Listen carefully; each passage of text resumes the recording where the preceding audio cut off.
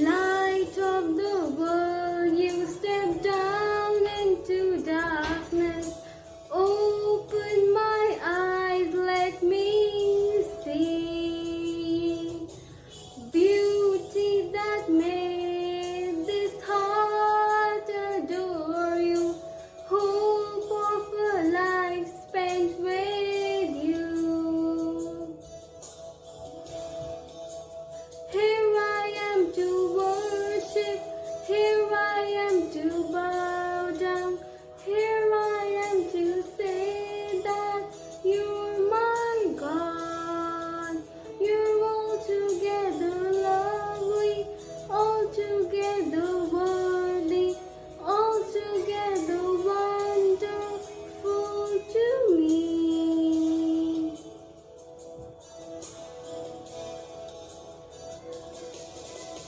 King of all days, oh so highly exalted, glorious in heaven above. Humbly you came to the earth you created, all for love's sake became poor.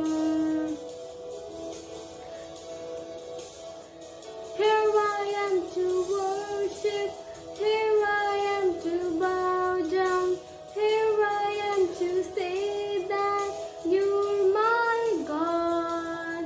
You're altogether lovely, altogether worthy, altogether wonderful to me. Here I am to worship, here I am to bow down, here I am to say that you're my God. You're altogether lovely, altogether worthy, altogether wonderful to me.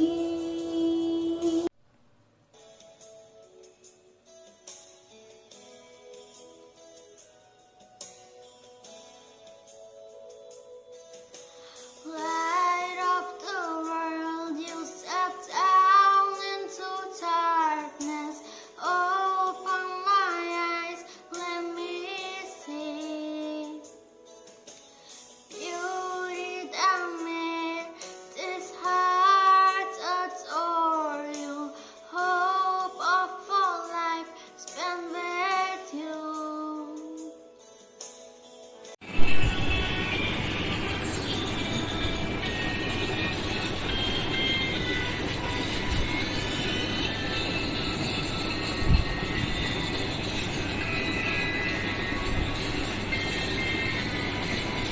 God created the sun to rule the day and the noon, evening and night.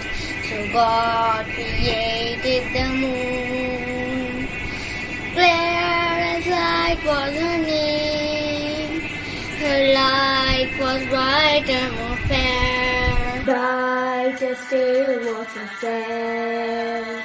The name they gave her was Clare.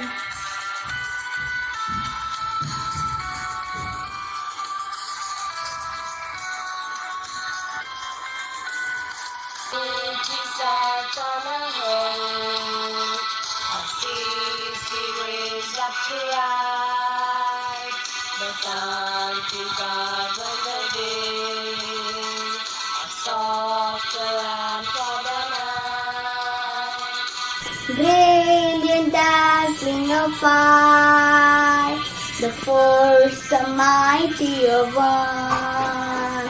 And the sweet glorious song, the sister to brother son.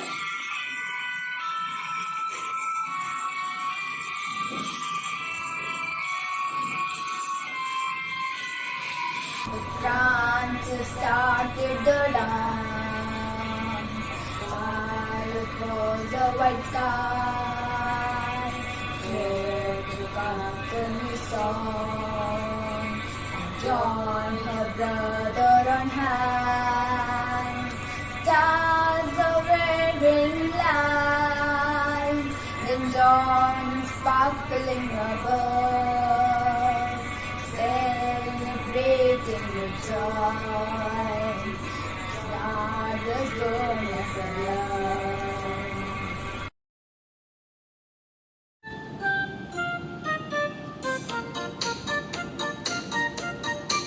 I've got the joy, joy, joy, joy down in my heart. Where? Down in my heart. Down in my heart. I've got the joy, joy, joy, joy down in my heart. Where? Down in my heart to stay. And I'm so happy, so very happy. I've got the love of Jesus in my heart. And I'm so happy, so very happy. I've got the love of Jesus in my heart. I've got the peace that passes understanding down in my heart. Where? Down in my heart. Down in my heart. I've got the peace that passes understanding down in my heart. Where? Down in my heart to stay.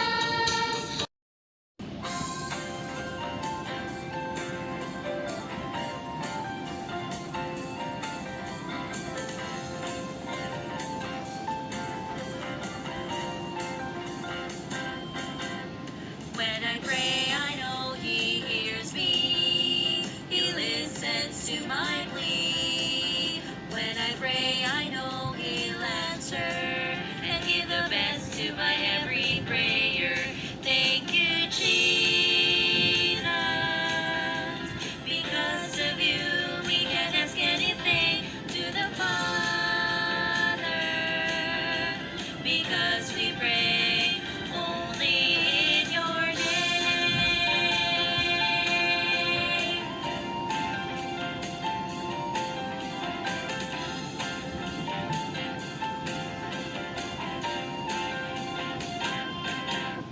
When I pray, I know He hears me. He listens to my plea. When I pray, I know He'll answer and give the best to my every prayer. Thank you, Jesus. Because of you, we can ask anything to the Father. Because we pray only in your name.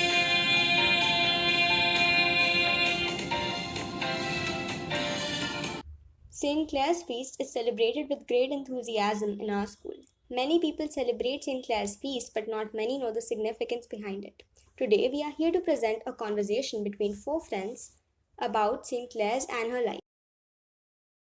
Hey, do you all know St. Clair Feast is approaching? Oh, really? When is it? Yes, the feast is on the 11th day of August. Do you all know who Saint Clare is? Of Assisi was an Italian saint and one of the first followers of Francis of Assisi.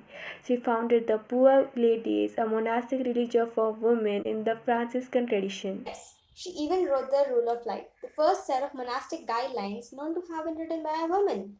Isn't that fascinating? Oh, yes, it certainly is. So, tell me, what do we do on this special day? How do we celebrate it? Every year we celebrate the feast by firstly thanking God and praying, humming, and singing a prayer song titled Like a Sunflower. We also hold a mass to her name and pray to her. Yeah, and we also host competition on slogan writing and poster making. I admire how enthusiastic we all are during that time. It's great seeing so many of my friends and classmates excited about the feast. I'm proud to be an Anthonian, seeing how everyone in my school is so passionate about the feast day and its celebration, and also learning about St. Clare's life. Yeah, she's really respectable as she's the patron saint of eye disease, goldsmiths, needleworkers, and many more. So, if you're one of those people and you pray to her, she's definitely going to answer your prayers. What do you all think are her contributions to our society? Considered a healer of body, mind, and soul, I've heard she even protected her own covenant from invading troops, as well as saving the city of Assisi from an attacking army. She indeed was brave and selfless. I have also heard about of her miracles feeding the hungry. Saint Clare is a good role model. She was selfless, sacrificial, and kind. What do you all understand from her background? I think St. Clair is an inspiration because she is someone who was born wealthy, but she could see beyond the importance of richly things. I agree, she is a role model because she teaches us that the things we own are not what is truly important. Saint Clair was the first woman to live a life of poverty while serving a God. My God, you really need to have a big heart to let go of those fleshly things and commit yourself to spirituality. Don't you all think so? Certainly. I once read on the internet that she refused to marry as her parents did. Yeah, she was 15 at that time. Her parents might have planned her marriage, but she had already committed her life to spirituality. It's just as the saying goes, man proposes, God disposes. Indeed, he wasn't Sinclair deeply influenced by Francis? She was. When Clare was 18, Francis of Assisi had come to preach in the Church of St. Giorgio in Assisi. Inspired by his words, Clare asked Francis to help her in dedicating her life to God. Oh, and that's when she fled to the Porziuncula Chapel and met St. Francis I again. I've read that that's where she vowed to dedicate her life to God. Yes, now I am able to connect all the dots. How do you all think that she has impacted today's world? Today, there are more than 20,000 poor Clares living in 76 countries who devote themselves to follow the gospel through prayer and simplicity of life. Yeah, she has not only inspired us, but 20,000 other nuns who have given up their lavish lifestyles for the spirituality in the name of God. Learning about St. Clair's life inspires me to value my spirituality with God. It teaches me about the powers of prayer, community building, and persistence.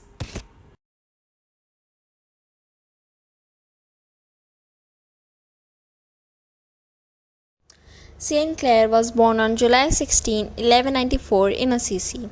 She was the oldest of the three sisters of the wealthy overdue CHEO family. Clare, along with the sisters, enjoyed the life of the rich family of the times. Clare spent her youthful days learning music, fine embroidery, and how to entertain guests at social gatherings. Clare's mother was very religious and taught all her children about Jesus and the importance of Sunday Mass and prayer. Claire's father was happy about the beautiful and gentle woman she was becoming. By her 17th year, he had found her a wealthy man to be her husband. Claire seemed to be the luckiest girl in the world. She had it all, but she did not seem as happy and peaceful as she thought she should. While growing up, Claire was very popular at parties held for wealthy young people of Assisi. She first met St. Francis at such an event before he left all worldly good behind. While she looked happy and outgoing on outside to everyone, she was deeply religious inside as a young girl. Claire had a special friendship with Jesus. She loved to pray and to do holy things for him. But it was the preaching hand example of young Francis during the Lent of 1212 that gave the 18-year-old Claire a path for her life. Francis, who was several years older than Claire, had also grown up in a wealthy, important family in Assisi. He had given all of that up following the instructions of Jesus to the rich young man in the gospel. If you wish to be perfect, go, sell your possessions, and give the money to the poor, and you will have treasures in heaven. Then come, follow me, said Francis. At first, the people of Assisi thought he was crazy, but over time, as they saw his joy and happiness and his kindness to the poor and all creatures, they began to admire him.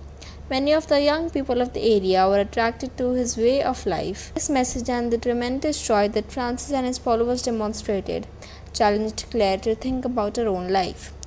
Claire's father had made and for his beautiful daughter to marry a rich young nobleman, but Claire, who had given her heart completely to Jesus as a young teenager, was determined not to marry. Claire's father, who had a stubborn streak and a hot temper, would not grant her wish easily. One day, Claire met Francis and they started chatting. Francis spoke about a lot of things that night. They spoke of the beauty of poverty, caring for the poor and sick, and living like Jesus. She then knew what she wanted to do with her life.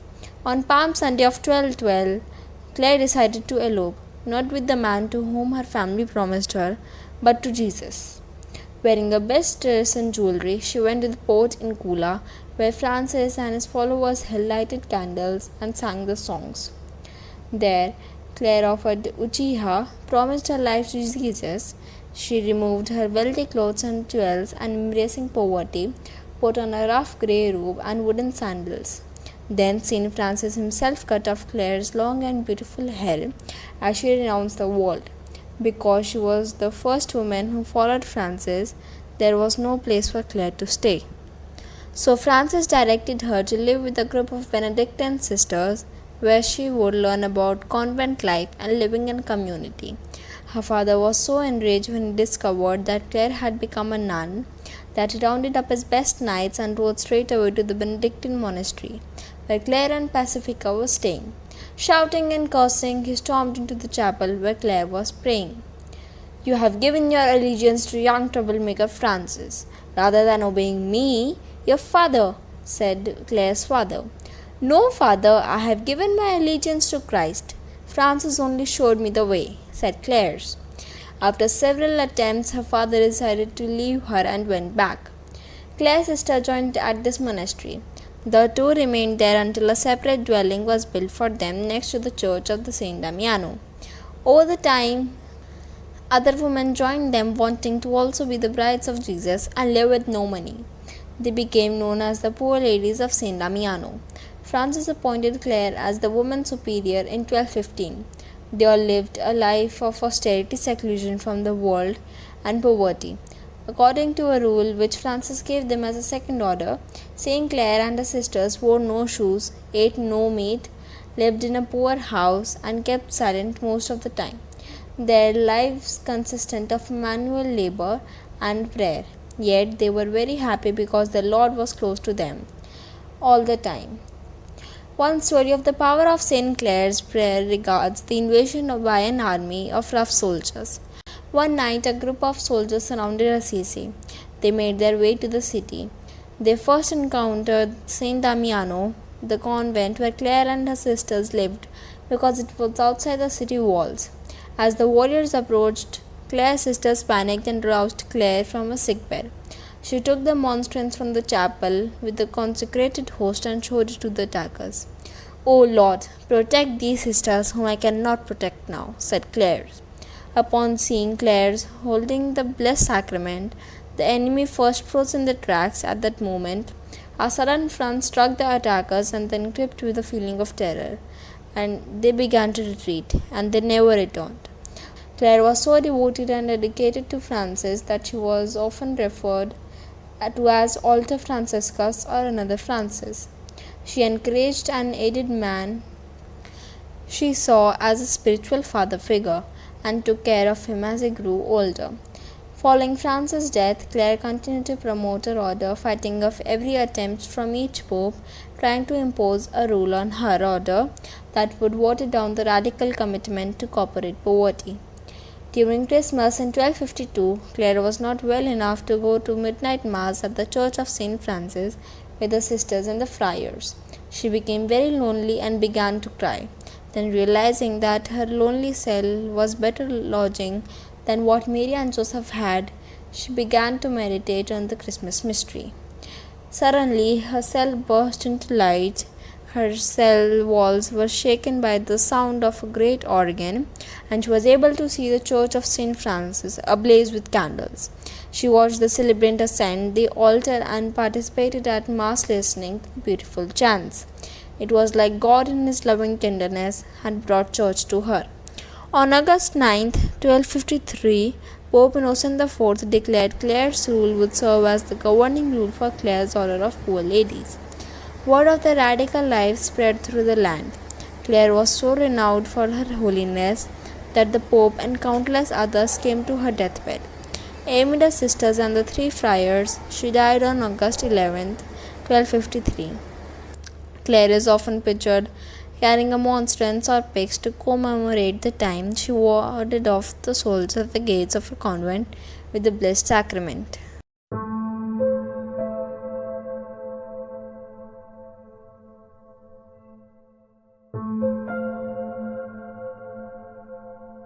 hold me, always hold. What you do, me always do, and never abandon. But with pace, light step, and unswerving feet, so that even your steps stir up no dust. May you always go forward. Love him totally, who gave himself totally for your love.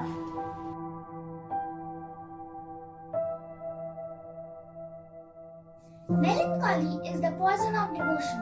When one is in tribulation, it is necessary to be more happy and more joyful because one is nearer to God. Never forget that the way which leads to heaven is narrow, that the gate leading to life is narrow, and know that there are but few who find it and enter by it. And if there be some who go in and tread the narrow path for some time, there are but very few who persevere therein. Love God, serve God, everything is in that. Our body is not made of iron, our strength is not that of stone. Live and hope in the Lord, and let your service be according to reason.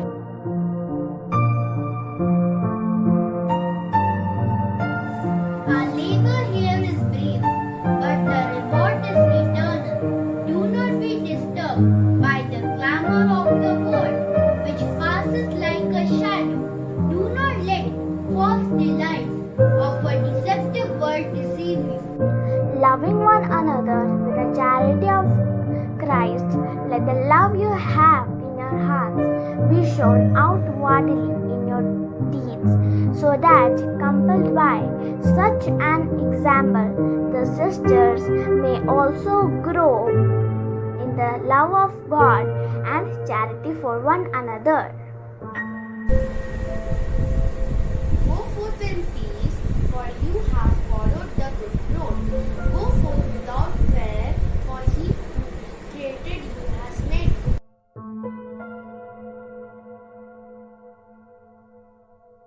O blessed poverty, who bestows eternal riches on those who love and embrace her. Said by Saint Clare of Assisi, prefer the Lord's advice to the advice of others and consider it more precious to you than any gift. Place your mind before the mirror of eternity. Place your soul in the brilliance of glory and transform your entire being into the image of the Godhead itself through contemplation. Upon Jesus, poor and crucified, look this Holy One, for your love has died. And remember, as you contemplate the sacred mysteries, this Jesus, whom you gaze upon, loves you more tenderly.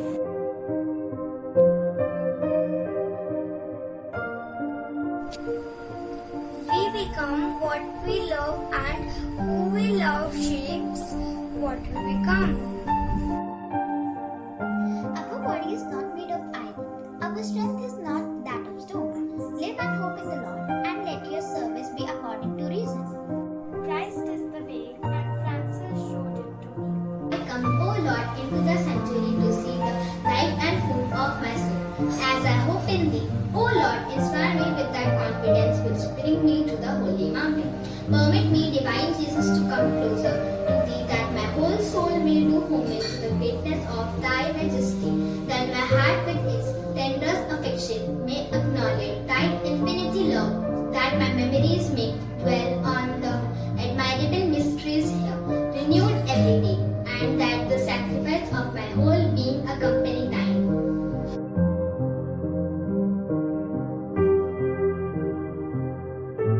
Gaze upon him, consider him. Every day, look into the spotless mirror that is Jesus Christ and study well your reflection. In that way, you may adorn yourself, mind and body with every virtue. Love that does not know of suffering is not worthy of the name.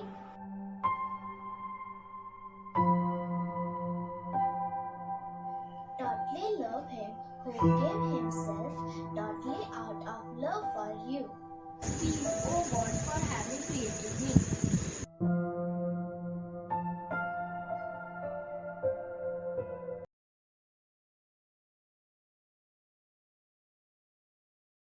There lived a businessman named Peter with his wife Patricia and his daughter Lisa. He was a well known businessman with great reputation. He was not a family man because his relations were not that good with them. Peter working on his laptop. Peter, the supper is ready. Come quickly.